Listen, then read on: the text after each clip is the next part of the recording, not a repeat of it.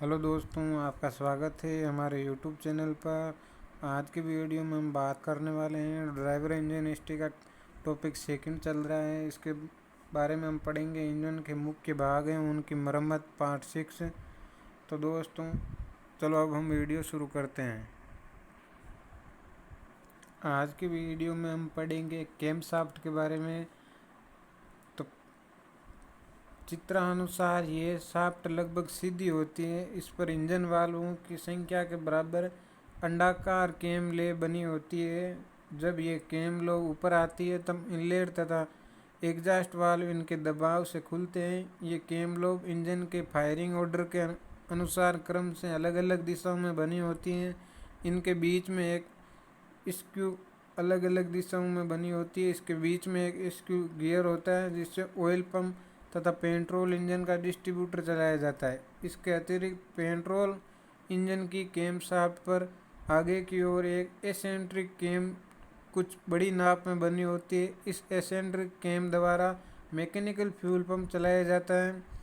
Cam shaft engine के निचले भाग ऑयल सम्प में क्रैंक शाफ्ट के समांतर फिट की जाती है। कैम शाफ्ट सरलता से घूम सके इसके लिए शाफ्ट के अगले व पिछले हिस्से के अतिरिक्त आवश्यकता अनुसार बीच में भी बियरिंग जनरल बने होते हैं। ये जनरल गन मेटल के बुश में घूमते हैं जो इंजन के ब्लॉक में फिट रहते हैं। कैम शाफ्ट इंजन के कई भागों को चलाने में सहायक होती है, इसलिए इसका पर्याप्त मजबूत होना आवश्यक है। इसे एक ही टुकड़े में स्टील की फोर्ज करके बनाया जाता है। इसके अंदर लचक बनी रहे तथा बाहरी सतह कठोर हो, इसके लिए ऊष्मा उपचार हीट ट्रीटमेंट करके इसे केस हार्डिंग किया जाता है। तो आप दोस्तों चित्र में देख सकते हैं कैम शाफ्ट की आकृति दिखाई गई है, जहाँ पे ये वाल्वों को ऑपरेट करती है। पिस्टन के ऊपर लगे होते हैं, उन वाल्वों को ऑपरेट करती है। कैम शाफ्ट क्रैंक शाफ्ट की आधी चाल पर घूर्णन करती है, अर्थात जब क्रैंक शाफ्ट 2 चक्कर घूमकर इंजन की एक साइकिल पूरी करती है तो यह शाफ्ट एक चक्कर घूमकर इंजन के सभी वाल्वों को एक एक बार खोलती है और इंजन साइकिल को पूरा करने में सहायता करती है। आगे हम देखते हैं camshaft lubrication. Camshaft lubrication के बारे में हम पढ़ेंगे। कैम शाफ्ट इंजन में काफ़ी तेज से घूमती है, इस कारण इसके लुब्रिकेशन की विशेष व्यवस्था की जाती है। इंजन में मेन ऑयल गिलहरी का संबंध ब्लॉक में मार्ग बनाकर कैम शाफ्ट जनरलों के फाउंडेशन की जगह किया जाता है। इंजन के लंबे समय तक चलने पर इसके बुश बियरिंग घिस जाते हैं, अतः इंजन की ओवरहोलिंग करते समय इन्हें बदल दिया जाता है। अन्यथा बियरिंग लूज हो जाने से तेल वहां से रिसने लगता है, इससे तेल का दबाव कम हो जाता है। आगे हम देखते हैं कैम शाफ्ट के गुण व कार्य। पहला है स्ट्रोक के अनुरूप सही समय पर वाल्वों को खोलना व बंद करना। दूसरा है एसेंट्रिक कैम द्वारा मैकेनिकल फ्यूल पंप को चलाना। तीसरा है एसक्यू गियर ऑयल पंप व डिस्ट्रीब्यूटर को चलाना। चौथा है टाइमिंग गियर को क्रैंकशाफ्ट की अधिक चाल पर घुमाना। पांचवा बिना झटके के वाल्वों को खोलना व बंद करना। ये होते हैं कैमशाफ्ट के कार्य। आगे हम देखते हैं टाइमिंग गियर के बारे में। कैमशाफ्ट के अगले हिस्से पर एक गियर चढ़ा रहता है जो अधिकतर फाइबर एल्यूमिनियम का बना होता है, परंतु बड़े एवं भारी इंजनों में यह स्टील का बना होता है जो कि क्रैंकशाफ्ट गियर से दोगुना बड़ा होता है। इन्हीं के द्वारा दोनों शाफ्टों को आपस में जोड़ा जाता है, इसे टाइमिंग गियर भी कहते हैं। इसके अतिरिक्त भी कई अन्य तरीकों से दोनों शाफ्टों को आपस में जोड़ा जाता है। कुछ इंजनों में क्रैंकशाफ्ट तथा कैमशाफ्ट को मिलाने के लिए चेन का प्रयोग करते हैं और कुछ इंजनों में इस कार्य के लिए अतिरिक्त आइडल गियर का प्रयोग कर इन दोनों शाफ्टों के गियरों के बीच किया जाता है। कुछ इंजनों में क्रैंकशाफ्ट गियर तथा कैमशाफ्ट गियर के अतिरिक्त आइडल गियर को भी चेन के साथ संबंधित किया जाता है, जैसा कि चित्र में दिखाया गया है। चित्र में दिखाया गया टाइमिंग गियर को मिलाने के तरीके दोस्तों, ये बड़ा गियर होता है जिसको छोटे टाइमिंग गियर से मिलाया जाता है और इसके ऊपर फिर चेन फिट की जाती है। टाइमिंग गियर की चेन होती है, आपने बाइक वगैरह में देखा होगा ये। आगे हम देखते हैं कि क्रैंकशाफ्ट में कैमशाफ्ट में संबंध क्या होता है। सभी 4 स्ट्रोक इंजनों में यह आवश्यक है कि इंजन वाल्व अपने निश्चित समय पर खुले तथा बंद हो जाए। यह तभी संभव है जब क्रैंकशाफ्ट में कैमशाफ्ट का संबंध इस प्रकार हो कि जब क्रैंकशाफ्ट द्वारा किसी सिलेंडर का पिस्टन सेक्शन शुरू होने पूर्व टीडीसी पर हो, उस सिलेंडर का इनलेट वाल्व खुला होना चाहिए। इस कार्य को वाल्व टाइमिंग करना या बांधना कहते हैं। कोई भी तरीका क्रैंकशाफ्ट तथा कैमशाफ्ट को मिलाने के लिए प्रयोग किया गया हो, उन्हें मिलाने के लिए इंजन बनाने वाली कंपनी अपनी तरफ से क्रैंकशाफ्ट व कैमशाफ्ट पर चिन्ह लगा देते हैं। इन चिन्हों को मिलाकर क्रैंकशाफ्ट में कैमशाफ्ट को मिलाने से वाल्व टाइमिंग सही बन जाती है। यदि कोई इंजन ओवरहोलिंग के लिए खोलना हो तो टाइमिंग गियर पर यह चिन्ह अवश्य लगा लेना चाहिए। यदि पहले से ही उन पर कोई चिन्ह नहीं लगा है तो अपनी ओर से उन पर चिन्ह लगा देना चाहिए। इससे इंजन फिट करते समय कोई कठिनाई नहीं हो। यदि कोई खुला इंजन फिट करना है तो उसके टाइमिंग गियर पर कोई चिन्ह नहीं लगा है तो ऐसी स्थिति में कैमशाफ्ट को फिट करते समय नंबर 1 सिलेंडर के पिस्टन को टीडीसी पर व कैमशाफ्ट को क्रैंकशाफ्ट के इस प्रकार फंसाए कि नंबर 1 सिलेंडर के दोनों वाल्व खुले हो। अर्थात यदि क्रैंकशाफ्ट को कैमशाफ्ट के एक ओर घुमाया जाए तो इनलेट वाल्व खुले तथा दूसरी ओर घुमाया जाए तो एग्जॉस्ट वाल्व खुले।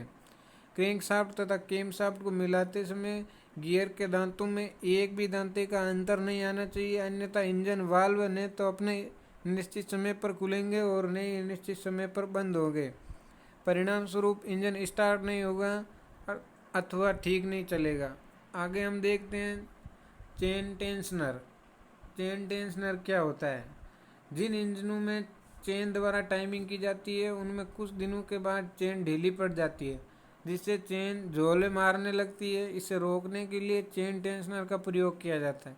ये कई प्रकार के होते हैं, जैसे eccentric type spring, loaded type, hydraulic type इत्यादि। इनके प्रयोग से चेन झोले नहीं मारती और चेन की आवाज़ भी कम होती है तथा गियर भी कम घिसते हैं। आगे हम देखते हैं फ्लाईव्हील। तो दोस्तों फ्लाईव्हील है वो इंटरनल कंबेंशन इंजन में पावर स्ट्रोक के अतिरिक्त 3 अन्य आइडल स्ट्रोक पूरे करने के लिए फ्लाईव्हील का प्रयोग किया जाता है। जो पावर स्ट्रोक के अतिरिक्त स्ट्रोक सेक्शन होता है, कंप्रेशन हो जाए और एग्जॉस्ट स्ट्रोक होता है, उसके आइडल स्ट्रोक को पूरा करने के लिए फ्लाईव्हील का प्रयोग किया जाता है। ये क्रैंकशाफ्ट की चाल को स्थिर रखने के भी कार्य करता है, क्योंकि क्रैंकशाफ्ट पावर स्ट्रोक में शक्ति पाकर तेजी से झटका खाकर घूमती है। फ्लाईव्हील एक भारी गोल पहिया होता है जिसे कास्ट आयरन से ढलाई करके बनाया जाता है। तो दोस्तों फ्लाईव्हील है वो कास्ट आयरन का बना होता है। ये क्वेश्चन पूछ सकते हैं एग्जाम में। इसे क्रैंकशाफ्ट के पिछले सिरे पर फिट करते हैं। मोटर गाड़ियों में ये क्लच प्लेट की तरह एक और रगड़ खाने वाली सतह का भी कार्य करता है। इसके बीच में एक रोलर बियरिंग पर गियर बॉक्स की प्राइमरी शाफ्ट टिकी रहती है। इसकी पूरी गोलाई में एक रिंग गियर फिट किया जाता है। ये गियर सेल्फ स्टार्टर द्वारा घुमाकर इंजन स्टार्ट करते समय क्रैंकशाफ्ट को घुमाता है। यह गियर कितना भी भारी तथा बड़ा हो, ये इंजन की बनावट तथा शक्ति पर निर्भर करता है। आमतौर पर यह खराब नहीं होता, फिर भी इसका सीधापन अवश्य चेक कर लेना चाहिए। प्राय इसके ऊपर चढ़े रिंग गियर के दांते घिस या टूट जाते हैं। ऐसी स्थिति में उस रिंग गियर के स्थान पर नया रिंग गियर चढ़ा दिया जाता है। रिंग गियर चढ़ाते या फिट करने के लिए उसे लाल गर्म कर लेते हैं, जिससे उसका व्यास कुछ बढ़ जाता है तथा वह आसानी से पुराने रिंग गियर के स्थान पर फिट किया जा सकता है। फ्लाईव्हील के फाउंडेशन बोल्ट फिट करते समय चेक कर लेना चाहिए कि यदि वे घिस गए हो तो उन्हें बदल देना चाहिए। फ्लाईव्हील पर ही इग्निशन, टाइमिंग व मार्क पॉइंटर व्यवस्थित रहता है। इसी की सहायता से इग्निशन तथा वाल्व टाइमिंग सेट की जाती है। फ्लाईव्हील का आकार व भार इंजन की आवश्यकता अनुसार कम व ज़्यादा होता है। जैसे सिंगल सिलेंडर इंजन में फ्लाईव्हील का आकार बड़ा होगा, जबकि मल्टी सिलेंडर इंजन में के फ्लाईव्हील का आकार छोटा होगा। अर्थात जो सिलेंडरों की संख्या बढ़ती जाएगी, फ्लाईव्हील छोटा व हल्का होता जाएगा। आप चित्र में देख सकते हैं, ये फ्लाईव्हील का चित्र है। ये भी फ्लाईव्हील का चित्र है। फ्लाईव्हील के रिंग गियर को गर्म करके इसके ऊपर चढ़ाया जाता है। आगे हम देखते हैं इंजन वाल्व। बहने वाली शुद्ध व जली गैस अथवा तरल पदार्थ हवा व ईंधन के मिश्रण के मार्ग को आवश्यकता के अनुसार खोलने तथा बंद करने के लिए जिस पार्ट्स का प्रयोग किया जाता है उसे वाल्व कहते हैं।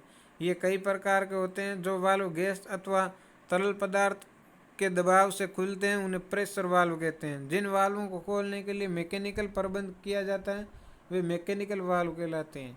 इसी प्रकार कुछ वाल्व होते हैं जिनमें से तरल पदार्थ या गैस निकल तो सकती है परंतु वे वापस नहीं जा सकते। ऐसे वाल्वों को नॉन रिटर्न वाल्व कहते हैं। चित्र में इंजन वाल्व डिजाइन के अनुसार प्राय 4 प्रकार के होते हैं।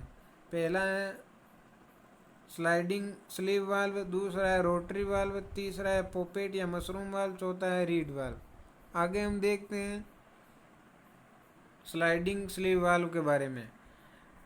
स्लाइडिंग इस प्रकार के वाल्व का आजकल मोटर गाड़ी में प्रयोग नहीं किया जाता है। इन्हें कंबेंशन चैम्बर में फिट किया जाता है तथा ये ऊपर नीचे चलकर अपने पोर्ट को खोलते में बंद करते हैं। ये ऊपर नीचे चलने के साथ घूमते भी रहते हैं। इन वाल्वों में बहुत पेचीदा प्रबंध करना पड़ता था। इस कारण ये वाल्व इंजन की कीमत को बढ़ा देते थे। इसके अलावा इनमें घर्षण अधिक होता था। दूसरा वाल्व है रोटरी वाल्व। इन वाल्वों में एक खोखली शाफ्ट का प्रयोग होता है जो घूमती रहती है। इन्हें कंबेंशन चैम्बर के सामने इनलेट मैनिफोल्ड तथा एग्जास्ट के मार्ग में लगाया जाता है। यह शाफ्ट घूमकर समय पर कंबेंशन चैम्बर को बारी बारी से इनलेट तथा एग्जास्ट की ओर खोलती रहती है। शेष समय कंबेंशन चैम्बर के मार्ग बंद रहते हैं। इन वाल्वों में सबसे बड़ी कमी यह है कि शाफ्ट के लगातार घूमने से उनमें शीघ्र घिसावट आ जाती है जिससे गैसें लीक करने लगती है। चित्र में इस प्रकार के वाल्वों की सैद्धांतिक प्रणाली दिखाई गई है। आप चित्र में देख सकते हैं दोस्तों।